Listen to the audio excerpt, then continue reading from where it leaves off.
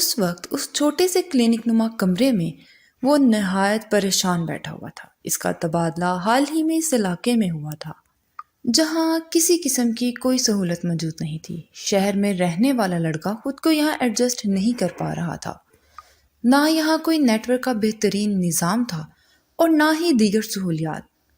جب سے وہ آیا تھا اس نے ایک بار بھی اپنی ماں سے بات نہیں کی تھی، اور وہ اچھی طرح جانتا تھا کہ اس کی ماں اس کے لیے بے حد پریشان ہوگی۔ گھر میں جو ان بہن اور ماں کی پریشانی اور دوسری طرف کرن کی اداسی کی وجہ وہ اچھی طرح جانتا تھا کہ کرن کس قدر غصے میں ہوگی۔ جب سے وہ شہر سے گاؤں آیا تھا اس نے ایک بار بھی کرن سے بات نہیں کی تھی۔ اپنا موبائل نکالتے ہوئے اس نے سگنل چیک کیے، لیکن سگنل نہ ہونے کے برابر تھے۔ اسے حقیقت میں اب غصہ آنے لگا تھا۔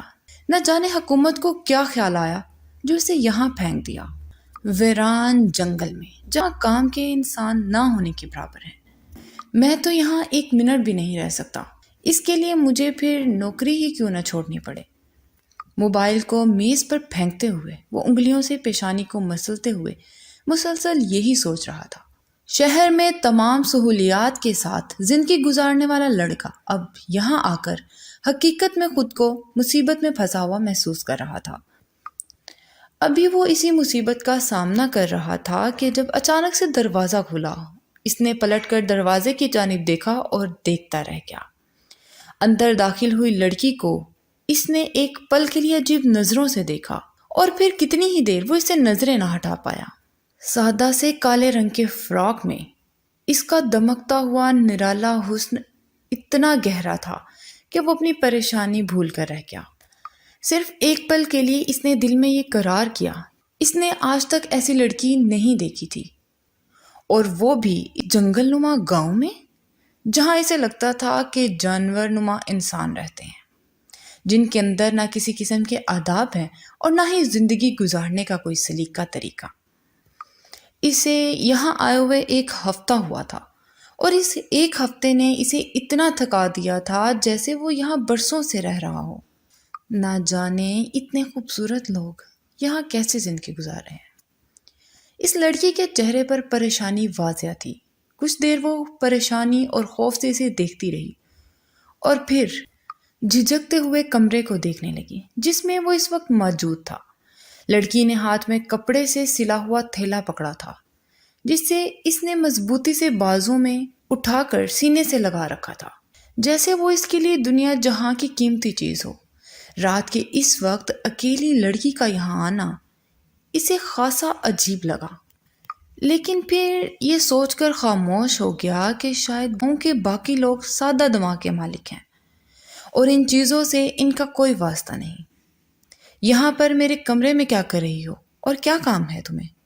اس نے اسے عجیب نظروں سے دیکھتے ہوئے سخت لہجے میں کہا۔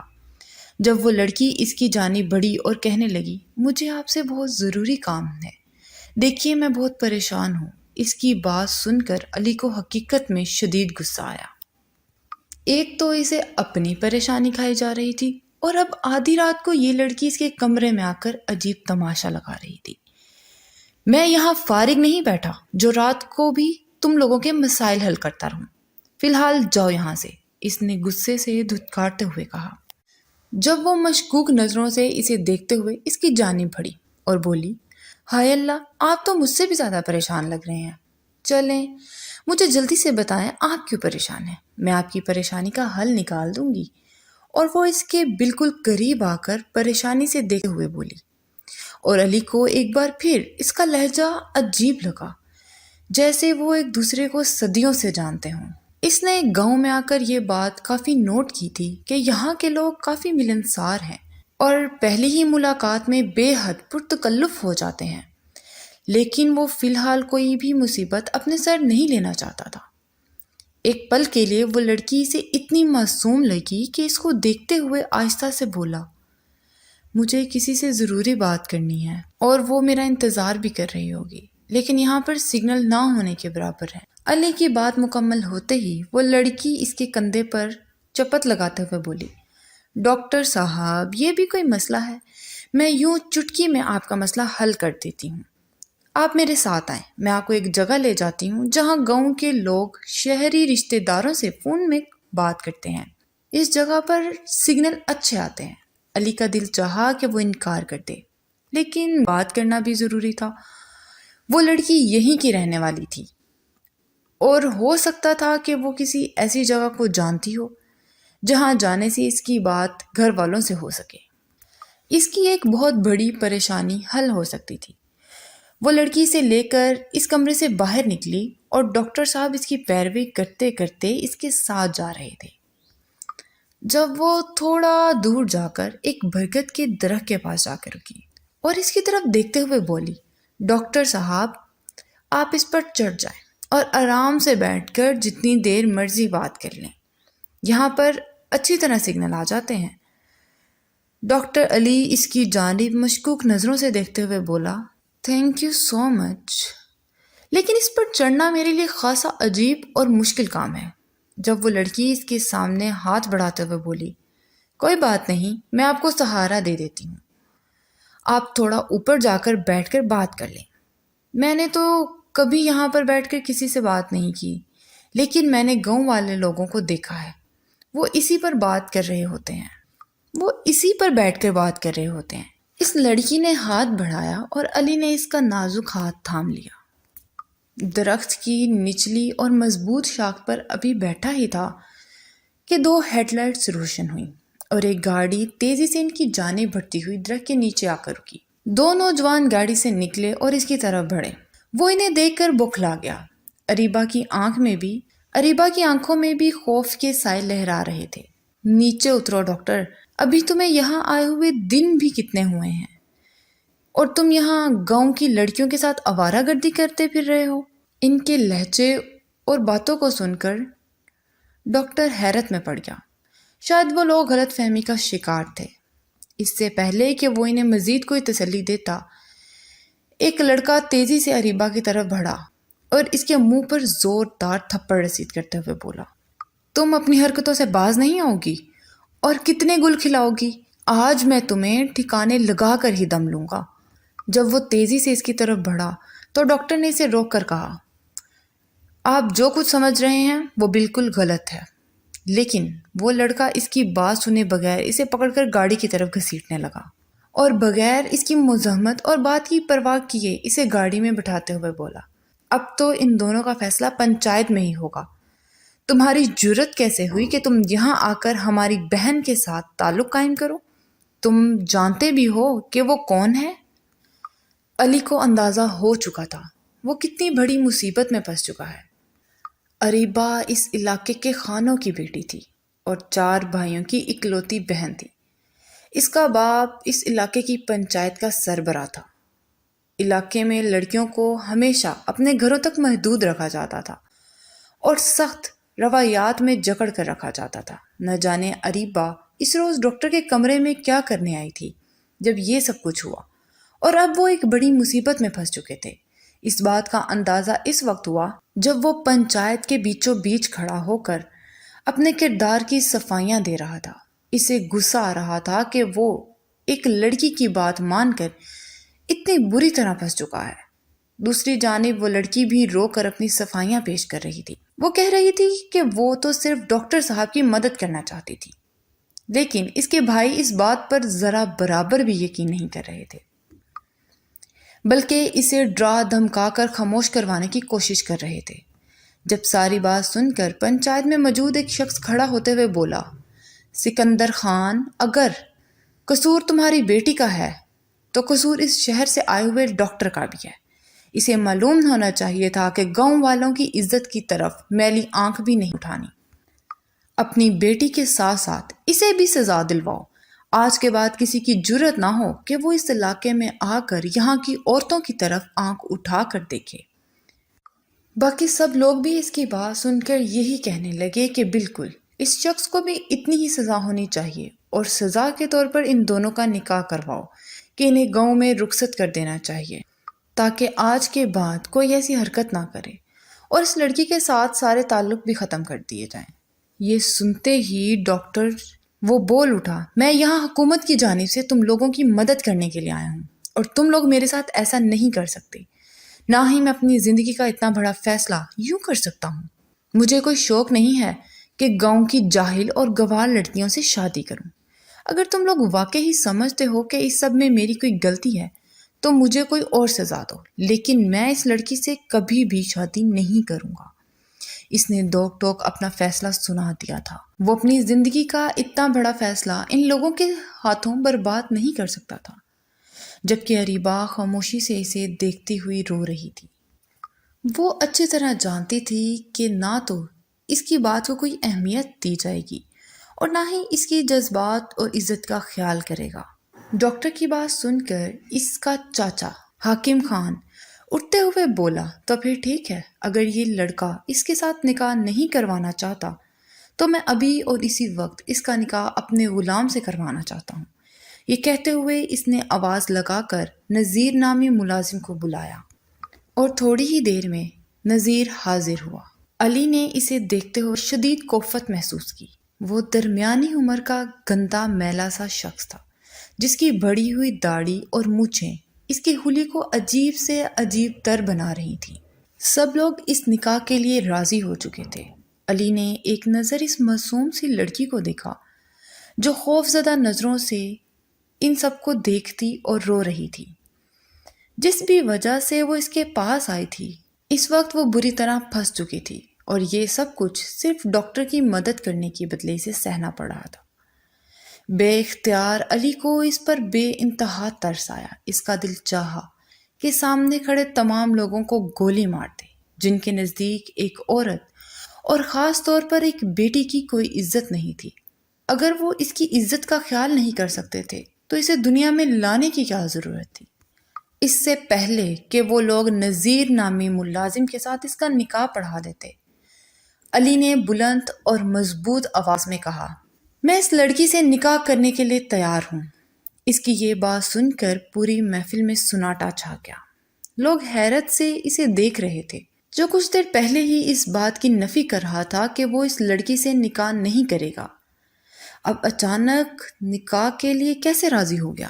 اریبہ بھی حیرت زدہ نظروں سے اسے دیکھ رہی تھی، جس کے چہرے کے تاثرات بے حد سخت ہو چکے تھے، جیسے اسے اندر ہی اندر ان سب پر شدید غصہ آ رہا تھا۔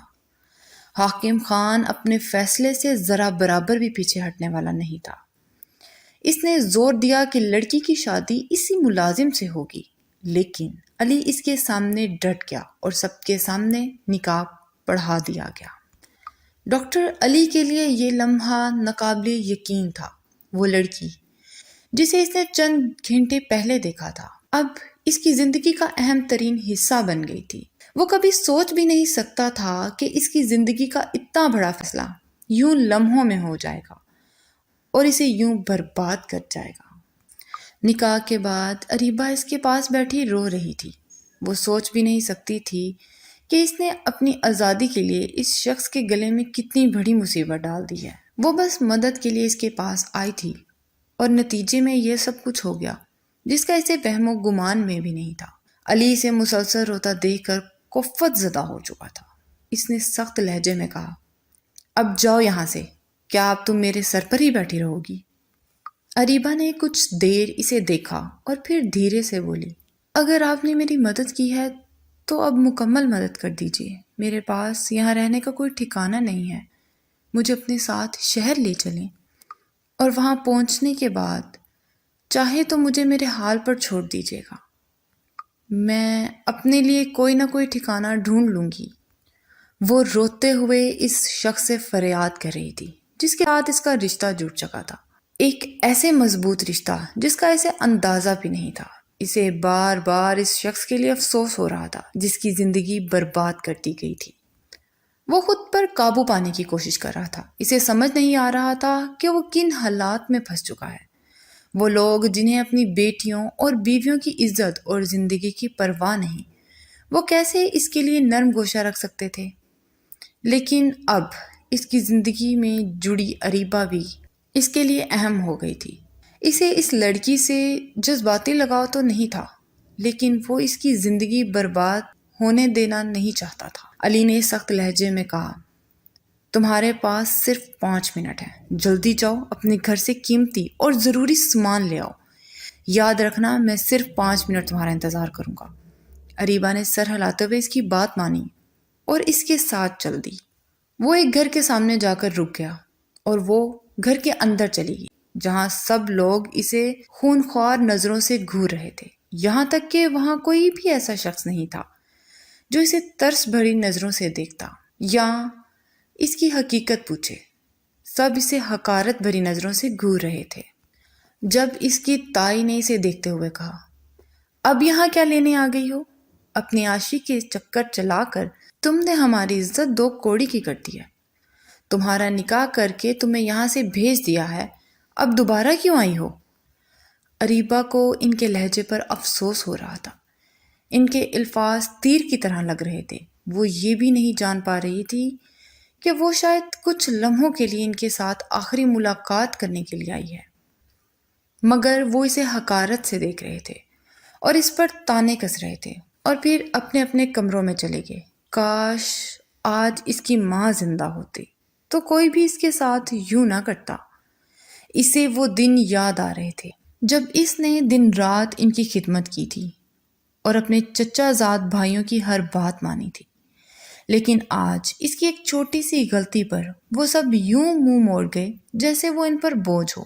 وہ خاموشی سے روتی ہوئی کمرے میں چلی گئی اور سارا سامان لے کر دروازے پر آ گئی۔ اس نے پلٹ کر ایک آخری نظر گھر پر ڈالی جہاں اس نے اپنی زندگی کے 20 سال گزارے تھے۔ وہ 20 سال جیسے بھی تھے، لیکن اس گھر سے بے حد محبت تھی، مگر کوئی بھی اسے روکنے والا نہ تھا۔ وہ خاموشی سے باہر نکل گئی اور ڈاکٹر علی اسے لیے اپنے کمرے میں واپس آ گیا۔ علی نے اس سے کسی قسم کا کوئی تعلق نہ رکھنے کا فیصلہ کیا تھا۔ وہ تو اسے اپنے سامنے بھی برداشت نہیں کر پا رہا تھا، مگر حالات کی مجبوری تھی۔ رات کو جب وہ ڈرتے ڈرتے بستر پر بیٹھنے لگی تو اس نے سخت لہجے میں دھتکارتے ہوئے کہا، خبردار، اگر تم نے کسی بھی رشتے کا سہارا لے کر میرے قریب آنے کی کوشش کی یا میری چیزوں پر حق جتانے کی کوشش کی۔ علی نے تلخی سے کہا، تمہیں تو اچھا خاصا پڑھا لکھا لڑکا مل گیا ہے، لیکن میری زندگی برباد ہے۔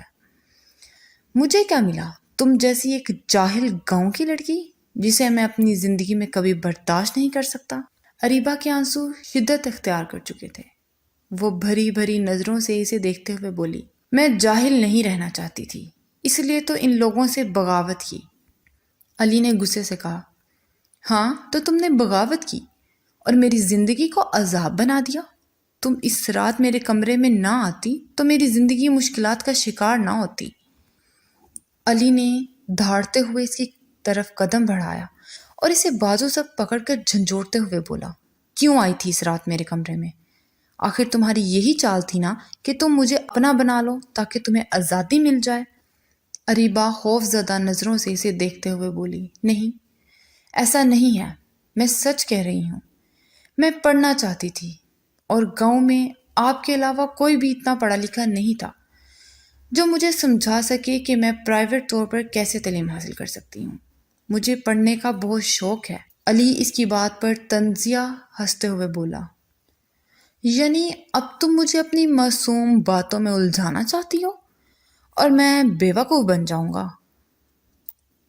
علی کبھی یقین نہیں کر سکتا تھا کہ وہ لڑکی رات کے 12 بجے اس کے پاس یہ سب کچھ پوچھنے کے لیے آئی تھی، لیکن اس کی نظر اچانک میز پر رکھے اس سامان پر گئی جو 2 تھیلوں پر مشتمل تھا۔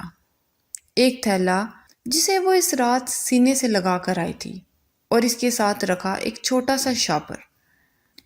علی جلدی سے اس تھیلے کی طرف بڑھا اور اسے کھول دیا۔ اندر سے کتابوں کا انبار نکل آیا جو اس کے قدموں میں گر گیا۔ وہ حیرت سے اسے دیکھنے لگا، یعنی وہ سچ کہہ رہی تھی۔ اس رات وہ اسی تھیلے کو لے کر اس کے پاس آئی تھی اور اس تھیلے میں موجود کتابیں اور کاغذات یہی بتا رہے تھے کہ وہ اس سے کسی قسم کا مشورہ لینے آئی تھی، اور پھر اس کی مدد کرتے ہوئے پکڑی گئی اور ایک غلط فہمی کی بنا پر ان دونوں کے درمیان رشتہ قائم ہو گیا۔ اسے اس لڑکی سے سخت بیزاری تو تھی، لیکن نہ جانے کیوں اس پر ترس آ رہا تھا۔ لیکن پھر وہ اپنی بیزاری کو چھپا نہیں پا رہا تھا، اس لیے ایک بار پھر اس لڑکی کی طرف دیکھتے ہوئے بولا، ٹھیک ہے، اگر تم پڑھنا چاہتی تو میں تمہاری زندگی کو آزاد کر کے تمہارے مستقبل کی جانب جانے دوں گا، لیکن یاد رکھو میں اپنی زندگی کو یوں مہرہ بنا کر سوار نہیں کر سکتا۔ خاموشی سے جا کر صوفے پر لیٹ جاؤ، کیونکہ صبح ہمیں شہر جانا ہے۔ میں یہاں سے اپنا ٹرانسفر شہر میں کرا لوں گا۔ اریبہ کے لیے یہی کافی تھا کہ وہ اس کی بات پر یقین کر چکا ہے۔ خاموشی سے صوفے پر بیٹھتے ہوئے وہ کچھ دیر انتظار کرتی رہی۔ جب علی مکمل طور پر نیند کی وادیوں میں اتر گیا تو وہ بھی صوفے پر لیٹ گئی۔ انجانی جگہ پر ہونے کی وجہ سے اسے نیند نہیں آ رہی تھی، لیکن دن بھر کی تھکاوٹ کی وجہ سے اس کی آنکھیں بند کر لیں۔ دونوں آنکھوں سے آنسو نکل کر اس کے بالوں میں جذب ہو گئے۔ نہ جانے اس کی کیسی قسمت تھی کہ بچپن میں ہی ماں کا سایہ اس کے سر سے اٹھ گیا اور باپ نے توجہ نہیں دی، کیونکہ اس کے باپ کو تو صرف اپنے بیٹوں سے ہی لگاؤ تھا۔ وہ یہی سمجھتا تھا کہ عورت مرد کی کمزوری کا سبب بنتی ہے، اور وہ اپنی بیٹی کو اپنی کمزوری نہیں بنانا چاہتا تھا۔ اس لیے اس نے آج تک اریبہ سے نہ کبھی محبت بھری بات کی اور نہ ہی اسے کوئی احساس دلایا، جبکہ اس کے چچا زاد بہنیں اسی گھر میں خوبصورتی سے اپنی زندگی گزار رہی تھیں۔ بچپن سے ہی اریبہ نے سوچ لیا تھا کہ وہ پڑھ لکھ کر اپنے خواب پورے کرے گی، چاہے اس کے لیے اسے کتنی ہی محنت کیوں نہ کرنی پڑے۔ وہ ہمیشہ یہی چاہتی تھی کہ وہ پڑھے اور اپنا نام روشن کرے، تاکہ اس کے باپ کو پتہ چلے کہ بیٹیاں زحمت نہیں ہوتی۔ اور اس رات بھی وہ اسی حوالے سے ڈاکٹر علی کے پاس آئی تھی۔ دراصل جب اسے علم ہوا تھا کہ شہر سے ایک پڑھا لکھا ڈاکٹر آ چکا ہے، تو اس نے اپنا ذہن میں پختہ کر لیا تھا کہ وہ اس ڈاکٹر کے پاس جائے گی اور اس سے اپنی تعلیم کے مطابق بات کر کے مدد لے گی، کیونکہ یہاں پر اور کوئی ایسا شخص نہ تھا جو اس کی مدد کر پاتا، اور نہ ہی اس کے گھر والے اسے لمبی چوڑی تعلیم کی اجازت دینے والے۔ یہی باتیں سوچ سوچ کر آخرکار اس کی آنکھ لگ گئی اور وہ نیند کی گہری وادیوں میں اتر گئی۔ صبح جب اس کی آنکھ کھلی تو علی کمرے میں اپنی پیکنگ میں مشغول تھا۔ وہ جلدی سے اٹھ کر بیٹھ گئی۔ علی نہ تو اس کی طرف دیکھ رہا تھا اور نہ ہی اسے مخاطب کر رہا تھا۔ وہ خاموشی سے اپنا کام مکمل کر رہا تھا۔ تھوڑی دیر بعد دروازے پر دستک ہوئی اور باورچی خانے کی ایک ٹرے دے کر چلا گیا۔ علی نے خاموشی سے کھانا کھایا اور بچا ہوا کھانا اس کے لیے رکھ کر باہر چلا گیا۔ اسے ابھی بھی شدید بھوک لگ رہی تھی۔ رات کو اس نے کچھ نہیں کھایا تھا، اس لیے وہ فوراً اٹھی اور بچا ہوا کھانا کھانے لگی۔ ٹرے میں رکھے ہوئے کھانے سے اسے پتہ چل گیا کہ وہ علی نے اس کے لیے بھی کھانا منگوا لیا تھا، مگر پھر وہ بغیر کچھ کہے خود کھا کر باہر چلا گیا تاکہ وہ پیٹ بھر کر کھا لے۔ اریبہ نے پیٹ بھر کر کھانا کھا لیا اور اب اس کا انتظار کر رہی تھی۔ جب تھوڑی دیر بعد علی اندر آیا اور اس کی طرف دیکھا اور اس کی طرف دیکھتے ہوئے بولا، اپنا سامان اٹھا لو، ہم شہر کے لیے نکل رہے ہیں۔ اس کا سامان تقریباً کچھ نہیں تھا، بس کتابوں سے بھرا ہوا ایک تھیلا جسے اس نے اپنے اوپر اوڑھ لیا تھا۔ اریبہ خاموشی سے اس کے ساتھ چل پڑی۔ اس کے اندر مختلف سوچوں کا ہجوم تھا۔ وہ نہیں جانتی تھی کہ یہ شخص اسے کہاں لے کر جا کر چھوڑ دے گا، اسے کہاں لے جا کر چھوڑے گا۔ دیکھنے میں پڑھا لکھا، باذوق اور عمدہ شخصیت کا حامل شخص اس کا ہونے کے باوجود اس کا نہیں تھا، اور اس بار پھر اس کی زندگی اندھیروں کی طرف جا رہی تھی۔ گاڑی میں اسے بٹھانے کے بعد علی نے اپنا سامان گاڑی میں رکھا اور خود ڈرائیونگ سیٹ پر آ کر بیٹھ گیا۔ گاڑی گاؤں کے سنسان منظر کو چھوڑ کر آگے بڑھتی جا رہی تھی، اور گاڑیوں میں دونوں افراد اپنے اندر کی جنگ سے بیزار نظر آ رہے تھے۔ علی اچھی طرح جانتا تھا کہ وہ کرن سے منسلک ہے اور کرن اس سے بہت محبت کرتی ہے۔ وہ اپنی ماں باپ کا ایک بیٹا تھا، اور نہ جانے اس کی ماں نے اس کی شادی کے بارے میں کیا کیا خواب سجا رکھے تھے۔ اسے یہ فکر مندی تھی کہ اب وہ اس لڑکی کا تعارف کیسے کرائے گا، وہ لوگوں کو کیا بتائے گا کہ اس پر بد کردار کے لگائے ہوئے الزامات کے بعد یہ لڑکی اس کے سر تھوپ دی گئی ہے۔ اتنا تو وہ کر سکتا تھا کہ اس لڑکی کو کسی NGO کے حوالے کر دے، مگر پھر اس کے بعد اس لڑکی کا کیا ہوتا؟ کیا وہ خود غرض بن کر اسے طلاق دے دیتا اور اپنی زندگی کے بارے میں سوچتا؟ 100 طرح کی جنگ اس کے دماغ میں چل رہی تھی، جبکہ گاڑی کے باہر چلتے ہوئے منظر کو دیکھ کر اریبہ بھی مختلف سوچوں میں گم تھی۔ اس کے دماغ میں ابھی بھی وہ بات واضح تھی کہ اس رات علی کسی لڑکی سے بات کرنے کے لیے بے قرار تھا۔ وہ اچھی طرح جان چکی تھی کہ اس کی زندگی میں پہلے ہی کوئی موجود ہے، اور نہ صرف موجود ہے بلکہ ایک اچھی خاصی حیثیت بھی رکھتی ہے، اور یہ بھی جانتی تھی کہ اس کے خاندان میں اس کے لیے دروازے بند ہو چکے ہیں اور واپس جانے کا راستہ نہیں بچا۔ بے گناہ ہونے کے باوجود وہ لوگ اسے کبھی بھی قبول نہیں کریں گے۔ کیا وہ شخص اسے باہر جا کر چھوڑ دے گا اور اپنی نئی زندگی شروع کر لے گا؟ اگر اس نے اسے چھوڑ دیا تو وہ کہاں جائے گی؟ وہ تو شہر میں کسی سے واقف بھی نہیں، لیکن اب ساری زندگی اس شخص کے ساتھ نہیں رہ سکتی تھی، چاہے اب اس کا شوہر ہو، لیکن وہ کبھی بھی دل میں اسے رشتے کو تسلیم نہیں کرے گا اور ہمیشہ یہی سمجھے گا کہ اریبہ اس پر جبراً تھوپی گئی ہے۔ جب وہ گھر آیا تو اریبہ کتابوں میں سر دیے بیٹھی تھی۔ علی اندر داخل ہوتے ہی سے یہ احساس ہو چکا تھا کہ وہ اس کا انتظار کر رہی ہے، کیونکہ علی کو اندر آتے دیکھتے ہی وہ فوراً اٹھ کھڑی ہوئی اور اسے سلام کرتے ہوئے اس کی طرف بڑھی، مگر اس سے پہلے علی نے ہاتھ میں پکڑا ہوا بیگ رکھ دیا۔ اس نے صرف ایک نظر اس لڑکی کو دیکھا جس کا چہرہ پہلے کی نسبت سرخ تھا اور اسے بار بار ہلکی ہلکی کھانسی بھی ہو رہی تھی۔ وہ ابھی بھی کل والے لباس میں ملبوس تھی۔ تھوڑی دیر کے بعد کھانا آ گیا۔ اس نے کھانا کھایا اور بچا ہوا کھانا اریبہ کے لیے چھوڑ دیا۔ اریبہ نے خاموشی سے کھانا کھایا۔ علی نہ چاہتے ہوئے بھی اس کی ہر حرکت پر نظر رکھ رہا تھا۔ تھوڑی دیر بعد وہ سونے کے لیے لیٹ گیا۔ جب کچھ دیر بعد اریبہ اٹھی اور آئینے کے سامنے جا کھڑی ہوئی تو اس نے پیچھے پلٹ کر دیکھا تو علی کی آنکھیں بند تھیں۔ وہ سمجھ چکی تھی کہ شاید وہ سو گیا ہے۔ اس نے اپنی شال اتار کر سائڈ پہ رکھتے ہوئے اپنے بال کو کھولا اور ان میں ہلکی ہلکی کنگھی کرنے لگی۔ اس کا معمول تھا کہ وہ سونے سے پہلے اپنے بالوں میں کنگھی کرتی تھی، کیونکہ الجھے ہوئے بالوں کے ساتھ اسے نیند نہیں آتی تھی۔ آج پورا دن وہ اس شخص کا انتظار کرتی رہی، لیکن جب وہ آیا تو اس نے نہ تو اس سے بات کی اور نہ ہی کوئی رسمی جملہ کہا، بس خاموشی سے کھانا کھایا اور لیٹ گیا۔ اسے شاید سردی لگ چکی تھی، کیونکہ سارا دن اس کے جسم میں ہلکا ہلکا سا درد تھا، جسے اسے محسوس ہو رہا تھا کہ اسے بخار ہو رہا ہے۔ اس کا دل شدید خواہش کر رہا تھا کہ وہ آج بیڈ پر سو جائے، لیکن وہ اس شخص کے غصے سے خوف زدہ تھی۔ وہ جانتی تھی کہ اس شخص نے سختی سے منع کیا تھا کہ وہ اس کی چیزوں پر اپنا حق نہ جتائے، اس لیے نہ چاہتے ہوئے بھی وہ اپنی شال اٹھا کر صوفے پر لیٹ گئی اور شال کو اچھی طرح پھیلایا اور اپنے اوپر لے لیا۔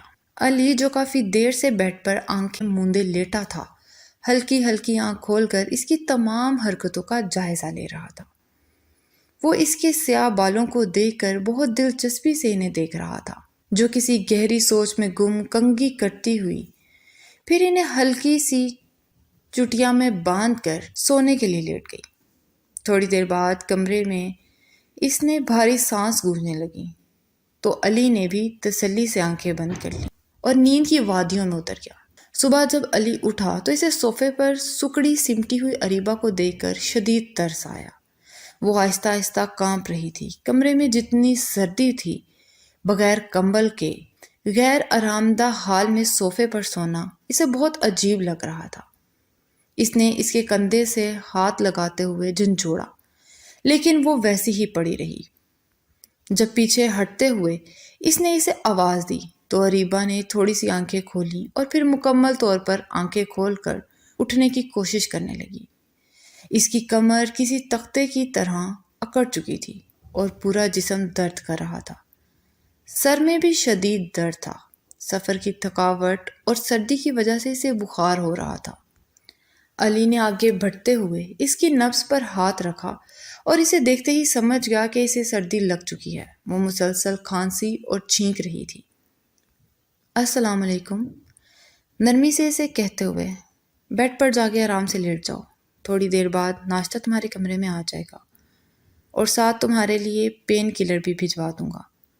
ناشتہ کر لینا اور آرام کرنا، میں شام کو آ کر تمہیں تفصیل سے دیکھ لوں گا۔ امید ہے آرام کرنے سے تمہاری حالت بہتر ہو جائے گی۔ بخار میں سر ہلاتے ہوئے اریبہ اٹھی اور بیڈ پر جا کر لیٹ گئی۔ اسے واقعی آرام کی ضرورت تھی۔ سردی اور غیر آرام دہ حالت میں سونے کی وجہ سے اس کی کمر میں شدید درد تھا اور بخار کی وجہ سے پورا جسم سن ہو رہا تھا۔ علی کے جانے کے بعد کوئی بھی اس کے کمرے میں نہیں آیا تھا، مگر اسے سوئے ہوئے تھوڑی ہی دیر ہوئی کہ اس کے دروازے کی دھڑک سے کمرہ کھل گیا۔ وہ بوکھلا کر اٹھ کر بیٹھ گئی۔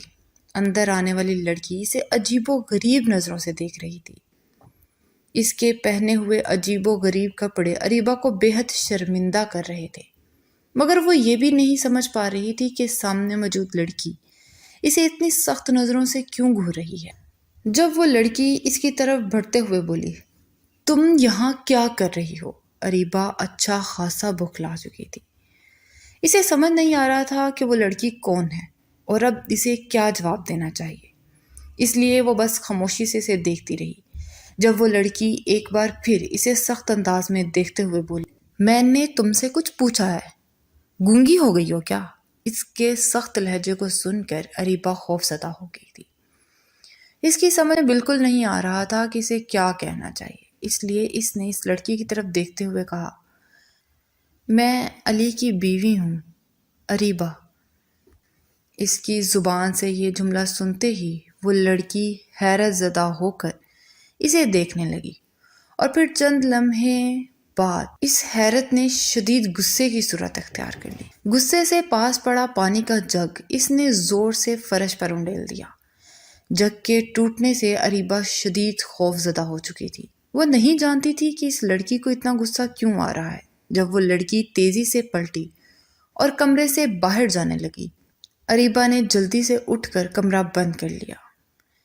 پین کلر لے کر جب وہ سوئی تھی تو اب اس کے درد میں کافی کمی تھی، مگر یہ سوچ سوچ کر پریشان ہو رہی تھی کہ وہ لڑکی کون تھی اور اس نے اتنا سخت رد عمل کیوں دیا۔ تھوڑی دیر تک بات سوچتی رہی، لیکن پھر خاموشی سے اٹھ کر الماری میں علی کے کپڑے دیکھنے لگی۔ اس کا ارادہ تھا کہ وہ کوئی بھی آرام دہ کپڑے پہن کر نہا لے گی۔ ہو سکتا ہے کہ زیادہ دن نہ نہانے کی وجہ سے اس کا جسم تناؤ کا شکار ہو چکا ہو، لیکن یہاں موجود کپڑے اس کی جسمانی حالت کے مطابق نہیں تھے۔ کوشش کرنے کے بعد اس نے ایک ڈھیلا ڈھالا ٹراؤزر اور ایک ڈھیلی شرٹ نکالی۔ اس کے پاس کوئی اور کپڑے نہیں تھے اور فی الحال بدن ڈھانپنے کے لیے اسے انہی کپڑوں کی ضرورت تھی۔ علی ہسپتال میں موجود تھا جب اسے ماہین کی کال آئی۔ جب ماہین دھڑکتے ہوئے کمرے میں داخل ہوئی، وہ دیکھ کر حیران رہ گیا۔ وہ بھی اسے دیکھتے ہوئے سخت غصے میں تھی، اس لیے بغیر کسی کی پرواہ کیے اس کی طرف دیکھتے ہوئے غصے سے چلا کر بولی، تمہیں کیا لگتا ہے کہ تم یہاں آ جاؤ گے اور مجھے خبر نہیں ہوگی؟ اسے اندازہ ہو چکا تھا کہ وہ انتہائی غصے میں ہے، اس لیے وہ باقی لوگوں کی پرواہ کرتے ہوئے آستینے چڑھاتے ہوئے اس کی طرف بڑھا، لیکن وہ مزید اونچی آواز میں چلاتے ہوئے بولی، تم ایک نہایت گھٹیا انسان ہو جس نے مجھے دھوکہ دیا ہے کہ مجھے کچھ پتہ نہیں چلے گا اور تم اپنی عیاشیاں اور منمانیاں کرتے رہو گے۔ کرن، میری بات سنو، میری بات سمجھنے کی کوشش کرو، ہم باہر جا کر آرام سے بات کرتے ہیں۔ اس سے اسی وقت سخت شرمندگی ہو رہی تھی۔ کمرے میں وہ اکیلا نہیں تھا اور کرن کی آواز باہر موجود مریضوں تک پہنچ رہی تھی۔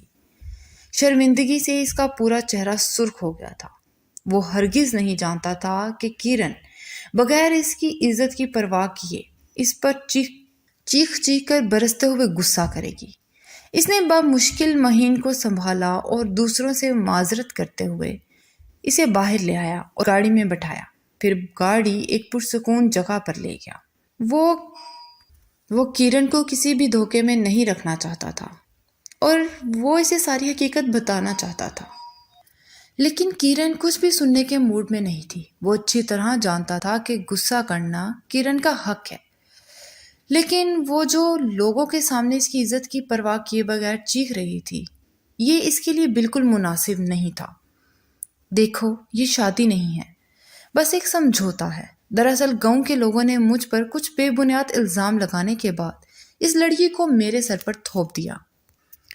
میں تو خود بھی اس سے کوئی تعلق نہیں رکھنا چاہتا اور اسے اس رشتے سے آزاد کر دینا چاہتا ہوں، مگر فی الحال اس کا میرے علاوہ کوئی نہیں۔ مجبوری کے عالم میں چند روز اسے اپنے ساتھ رکھنا پڑے گا اور پھر میں اسے چھوڑ دوں گا۔ تمہیں اس لڑکی سے ہمدردی ہو رہی ہے، لیکن تمہیں میری پرواہ نہیں۔ میں 5 سال سے تمہارے لیے ہر رشتہ رد کر رہی ہوں اور تمہارے ساتھ منسوب ہوں۔ میں اچھی طرح جانتی ہوں تمہاری فطرت کیسی ہے۔ تم نے اس لڑکی کا رنگ روپ دیکھ کر ہی اسے اپنے ساتھ منسوب کیا ہوگا۔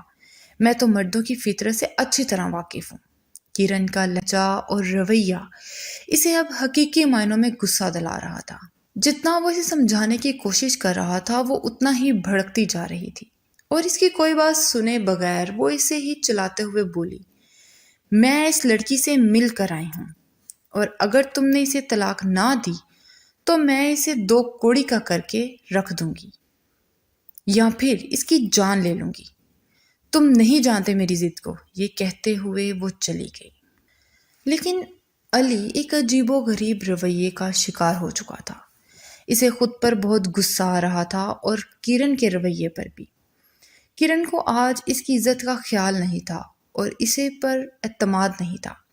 وہ باقی زندگی کیسے اس کی عزت کا خیال رکھتے ہوئے اس پر اعتماد کر سکتا تھا؟ لیکن فی الحال اسے کرن ٹھیک لگ رہی تھی۔ آخرکار کوئی بھی لڑکی یہ نہیں چاہے گی کہ اس کا منگیتر کسی اور کے ساتھ نکاح کر بیٹھے، لیکن کم از کم اسے اس کی حقیقت پر اعتماد تو کرنا چاہیے تھا۔ انہی سوچوں میں گم وہ واپسی کے رستے پر آ رہا تھا۔ تھک چکا تھا۔ جیسے ہی اس نے دروازہ کھول کر کمرے میں داخل ہوا، بیڈ پر لیٹی ہوئی لڑکی نے بری طرح اس کی توجہ کھینچ لی۔ اس نے اسے حیرت سے دیکھا اور پھر یہ حیرت خوشگوار حیرت میں بدل گئی۔ دروازے کی جانب منہ کیے وہ بکھرے ہوئے بالوں کے ساتھ کسی معصوم بچی کی طرح بیڈ پر لیٹی ہوئی تھی۔ ایک بار پھر علی کی ذہن میں تمام پریشانیاں غائب ہو گئیں۔ وہ دلچسپی سے اسے دیکھ رہا تھا جو اسی کے کپڑوں میں بے حد خوبصورت لگ رہی تھی۔ علی آہستہ آہستہ قدم اٹھاتا بیڈ کے قریب آ چکا تھا۔ اس کے پاس بیٹھ گیا۔ وہ گہری نیند میں سو رہی تھی۔ اس کا چہرہ سرخ ہو رہا تھا۔ علی نے آہستہ سے اس کے ماتھے پر ہاتھ رکھا تو اسے اندازہ ہوا وہ تیز بخار میں تپ رہی ہے، اور اس کے احساس سے اس کی آنکھیں کھول لیں اور پھر اپنے قریب علی کو دیکھ کر وہ اچانک سے گڑبڑا کر اٹھ بیٹھی۔ کیسی طبیعت ہے تمہاری؟ اسے یوں دیکھتا پانے پر جب اسے کچھ نہ سوجا تو اس کی طبیعت جاننے لگا، جبکہ سامنے بیٹھی لڑکی کو کافی حیرت ہو رہی تھی کہ وہ شخص جو اسے بات تک کے لیے راضی نہیں تھا اب اس کا حال جان رہا ہے۔ اس لیے آہستہ سے گردن ہلاتے ہوئے اسے اپنے ٹھیک ہونے کا یقین دلایا اور بے اختیاری سے 2 قدم پیچھے ہو گئے۔ وہ اس کی حرکت کو تفصیل سے دیکھ رہا تھا، اس لیے اٹھتے ہوئے اس کا معائنہ کرنے لگا اور پھر تھرمامیٹر لگا کر پیچھے ہٹ گیا۔ بیگ سے کچھ ٹیبلٹس نکال کر اس نے اسی طرف بڑھائیں اور اسے لینے کی تنقید کرتے ہوئے بولا، یہ کھا لو اور پھر میں تمہیں انجیکشن بھی لگا دوں گا۔ امید ہے تمہارا بخار صبح تک ٹھیک ہو جائے گا۔ وہ ایک پیشہ ور ڈاکٹر کی طرح اسے مخاطب تھا، جبکہ وہ مارے جھنجھلاہٹ کے کچھ بھی بول نہیں پا رہی تھی، بس خاموشی سے اس کی باتوں پر عمل کر رہی تھی۔ جب انجیکشن والی بات سنی تو وہ بڑی بڑی آنکھوں سے اسے دیکھنے لگی۔ بچپن سے ہی اسے انجیکشن سے بہت خوف آتا تھا۔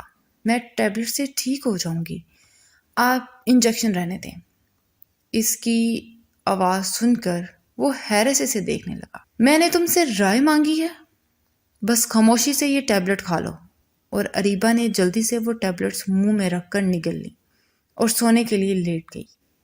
اس کا ارادہ تھا کہ وہ تھوڑی دیر کے لیے گہری نیند سو جائے تاکہ اس شخص کو پریشان کرنے کا موقع نہ ملے، لیکن وہ بھی جیسے اس کے سر پر سوار ہو چکا تھا۔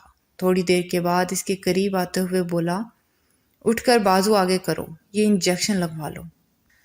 علی کے چہرے پر ایک دبی دبی مسکراہٹ پھیل گئی اس کی حرکت دیکھ کر، اس لیے آگے بڑھ کر اسے بازو سے پکڑتے ہوئے بٹھا کر انجیکشن تیار کرنے لگا، اور وہ خوف سے انجیکشن کو دیکھ رہی تھی۔ دیکھیے، میرا بخار بالکل اتر گیا ہے، تو اب آپ مجھے انجیکشن نہ دیں، جبکہ وہ عجیب و غریب نظروں سے اسے دیکھ رہا تھا۔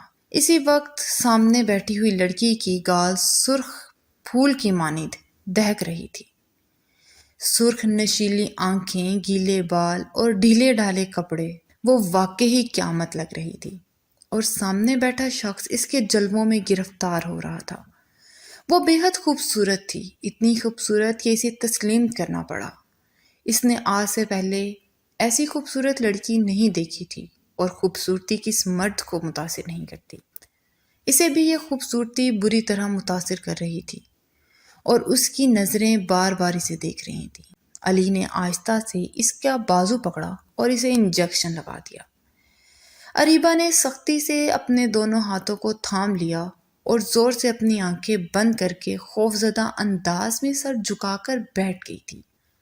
جب اس نے روئی کا ایک چھوٹا سا ٹکڑا اس کے بازو پر رکھ کر دبایا، علی خود بھی نہیں سمجھ پا رہا تھا کہ اسے کیا ہو رہا ہے، وہ لڑکی کے اتنے قریب کیوں آ رہا ہے جس سے اسے ہر حال میں دور رہنا تھا۔ وہ اپنے دماغ کو ہزاروں وضاحتیں دے رہا تھا، لیکن دل بار بار اسی کو دیکھنے کے لیے مچل رہا تھا۔ تھوڑی دیر کے بعد علی بیڈ پر اس کے قریب آ کر لیٹ گیا۔ جب اریبہ اٹھنے لگی، اس نے اریبہ کے بازو کو پکڑ کر اپنی طرف کھینچا۔ وہ کسی ٹوٹی ہوئی شہزادی کی طرح اس کے سینے پر گر گئی۔ تم نے میرے کپڑے کیوں پہن رکھے ہیں؟ علی کے سوال پر وہ کچھ ہڑبڑا کر اپنے کپڑوں کی طرف دیکھنے لگی۔ در حقیقت میرے پاس کوئی اور کپڑے نہیں تھے، تو مجھے مجبوری میں آپ کے کپڑے پہننے پڑے۔ اس وقت آپ نے مجھے صرف 5 منٹ کا وقت دیا تھا، جس میں میں اپنی کتابیں اور کاغذات سمیٹ کر باہر آ گئی۔ مجھے خوف تھا کہ کہیں آپ واپس نہ چلے جائیں، تو میں نے اپنے کپڑے اٹھائے ہی نہیں۔ علی کو بے اختیار وہ دن یاد آ گیا جب اس نے سختی سے صرف 5 منٹ کے لیے اسے گھر جانے کو کہا تھا، اور اس کے بعد وہ 2 دن سے انہی کپڑوں میں گھوم رہی تھی۔ اسے اپنے کپڑوں میں دیکھ کر اسے ذرا برابر برا نہیں لگا تھا، بلکہ وہ اسے اسی وقت اتنی کیوٹ لگ رہی تھی کہ وہ اسے مسکراتے ہوئے دیکھ رہا تھا۔ اریبہ نے واپس اٹھنے کی کوشش کی، لیکن علی نے اسے اپنے مزید قریب کر لیا۔ دونوں کی سانسیں ایک دوسرے کے چہرے پر پڑ رہی تھیں۔ مجھے جانے دے پلیز، اریبہ نے مزاحمت کرنا چاہا، لیکن علی نے اسے نظر انداز کر دیا۔ وہ محبت سے اس کے ایک ایک نقش کو چھو رہا تھا، جبکہ وہ ہڑبڑاتے ہوئے اسے خود سے دور کرنے کی کوشش کر رہی تھی۔ وہ اچھی طرح جانتی تھی کہ وہ شخص بہک کر اس کے قریب آ رہا ہے، اور اگر اس نے اسے چھو دیا تو وہ کہیں کی نہیں رہے گی، اور یہ بھی ہو سکتا تھا کہ یہ خمار اتر جانے کے بعد وہ سارا الزام اس کے کاندھوں پر سوار کر دیتا۔ لیکن علی اسے محبت سے خود سے سمیٹے ہوئے محسوس کر رہا تھا، جیسے سکون اس کی رگوں میں پھیل رہا ہو۔ اسے یہ نہیں سوچا تھا اس غیر آباد گاؤں میں اس کے لیے اتنی خوبصورت لڑکی موجود ہوگی۔ وہ کوئی دل پھینک قسم کا شخص نہ تھا، اور نہ ہی خوبصورتی کو دیکھ کر اتنا بہک جانے والا تھا۔ سامنے موجود لڑکی اس کی بیوی تھی، اور اس پر ہر طرح کا حق تھا۔ بعد میں جو بھی ہوتا دیکھا جائے گا، لیکن فی الحال وہ اس کے قریب ہونا چاہتا تھا۔ اس کی ہر مزاحمت کو ختم کرتے ہوئے اس نے اسے اپنے اندر سمیٹ لیا۔ وہ سب کچھ مقدر کے حوالے کرنا چاہتی تھی۔ اسے اچھا نہیں لگ رہا تھا کہ وہ بار بار اس شخص کو دھتکار کر خود سے دور کرے۔ صبح علی کی آنکھ کھلی تو ان کی باہوں میں بے خبر سو رہی تھی۔ جب آنکھ کھلتے ہی رات کے سارے واقعات اس کے ذہن میں گردش کرنے لگے۔ اسے یوں اٹھا محسوس کر کے اریبہ نے بھی اپنی آنکھیں کھولی۔ وہ شخص دونوں ہاتھوں سے سر گرا کر پریشان حال بیٹھا تھا۔ جب اریبہ آہستہ سے اس کے کاندھے پر ہاتھ رکھتے ہوئے اسے دیکھنے لگی، جو کچھ رات کو ہوا وہ نہیں ہونا چاہیے تھا، اور علی کی بات سن کر اریبہ حیرت سے اسے دیکھنے لگی۔ آخر کار اسی کا خدشہ درست ثابت ہوا۔ وہ شخص اسے اس وقت استعمال کر چکا تھا اور اب خود کو قصوروار محسوس کر رہا تھا۔ وہ اچھی طرح جانتی تھی کہ یہ سارا قصور اس کے حصے میں آنے والا ہے، کیونکہ وہ تو مرد ہے، خود کو بری طرح ملامت کرے گا۔ اس کی آنکھوں میں بے اختیار سے آنسو جمع ہونے لگے۔ ساری زندگی اس نے کس طرح گزاری تھی، اور اب علی نیم بے ہوشی کی حالت میں اس سے کوئی بات نہیں کی اور بغیر اس کی بات کیے ہی دفتر چلا گیا۔ لیکن وہ یہ نہیں جانتا تھا کہ آج ایک اور حقیقت اس کا انتظار کر رہی ہے۔ کرن نے نہ صرف اس کے دفتر میں بلکہ اس کے گھر میں جا کر بھی کافی بدتمیزی کی تھی، اور اس کی ماں سے کچھ ایسی باتیں کہی تھی جو کافی قابل اعتراض تھیں۔ علی کی ماں نے اسے کال کی تو اس کی پریشانی میں اضافہ ہو گیا۔ وہ ہسپتال سے سیدھا اپنے گھر چلا گیا۔ نسیم بیگم اس سے کافی ناراض ہو چکی تھی۔ انہیں اپنے بیٹے سے ایسی امید نہیں تھی، اور نہ ہی اس نے آج تک ایسی کوئی حرکت کی تھی جس سے ان کا سر جھکتا۔ آج اس کی وجہ سے وہ لڑکی انہیں جلی کٹی سنائے بغیر نہیں گئی۔ علی کو کرن پر بے انتہا غصہ آ رہا تھا۔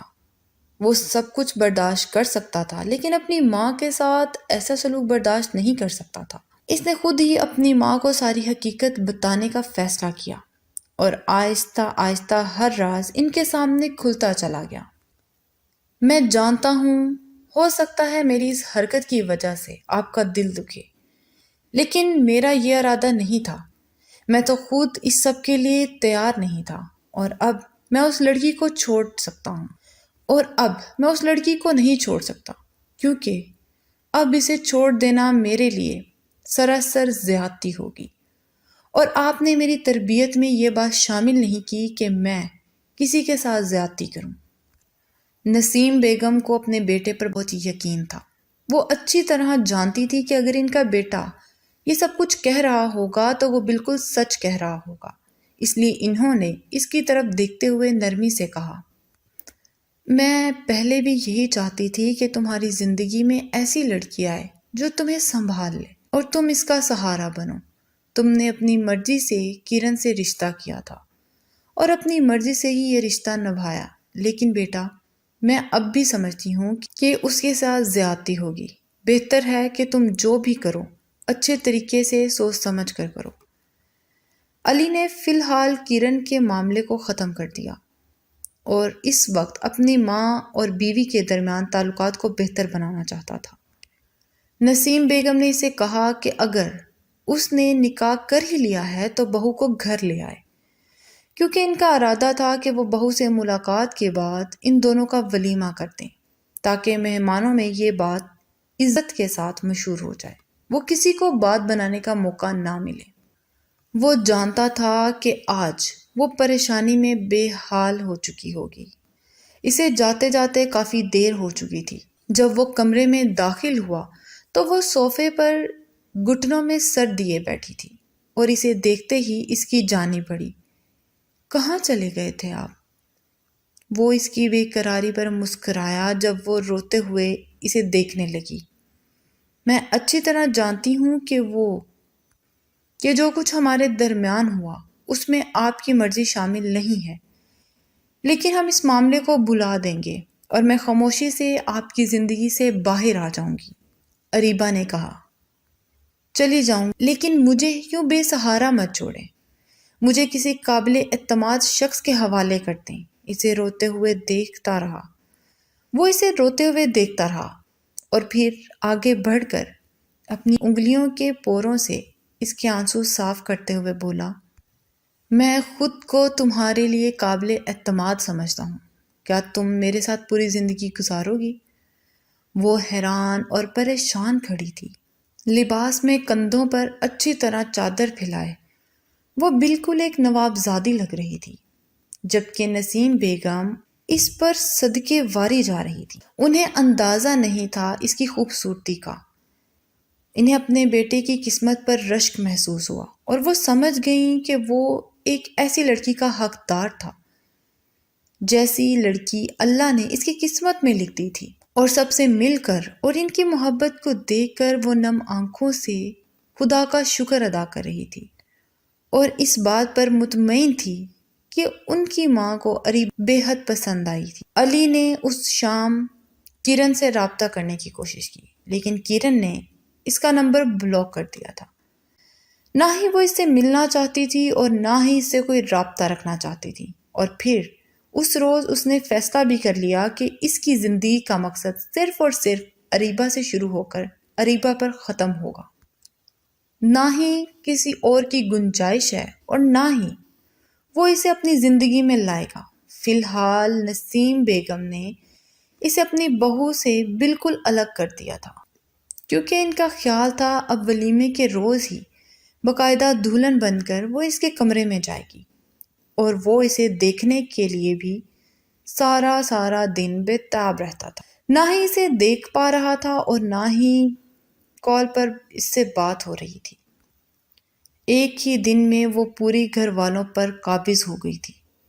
وہ لڑکی ایک ہفتے کے بعد تمام مہمانوں میں دعوت ولیمہ دے چکی، اور اریبہ اور علی کا ولیمہ ہوگا، اور اریبہ اور علی کا ولیمہ ہو گیا۔ بالآخر ولیمے کا دن آیا، اور جو اتنے دن سے بے تابی سے اسے ڈھونڈ رہا تھا، اس روز اسے اپنے سامنے سجا سورے روپ میں دیکھ کر پاگل ہونے کے قریب تھا۔ وہ اس سے یک ٹک دیکھتا رہا۔ کیا کوئی اتنا بھی خوبصورت ہو سکتا ہے؟ اس نے آگے بڑھ کر اس کے ہاتھ پر بوسہ دے ڈالا، اور وہ تو اس شخص کی نظروں سے ہی پگھل رہی تھی۔ اس کے کمرے میں اس کی دلہن بنی بیٹھی اریبہ کبھی خوابوں میں بھی نہیں سوچتی تھی کہ کبھی یہ سب کچھ حاصل کر پائے گی۔ اس نے اپنی قسمت کا فیصلہ خدا کے سپرد کر دیا تھا، اور پھر خدا نے اسے ہیرو جیسے شخص سے نوازا تھا۔ جب تھوڑی دیر بعد وہ کمرے میں داخل ہوا اور اسے سرشار ہوتی ہوئی نظروں سے دیکھتے ہوئے بولا، میری زندگی کو بے حد خوبصورت بنانے والی خوبصورت لڑکی کا میں دل سے شکر گزار ہوں۔ اور اس کی خوبصورت بات پر وہ مسکرا دی۔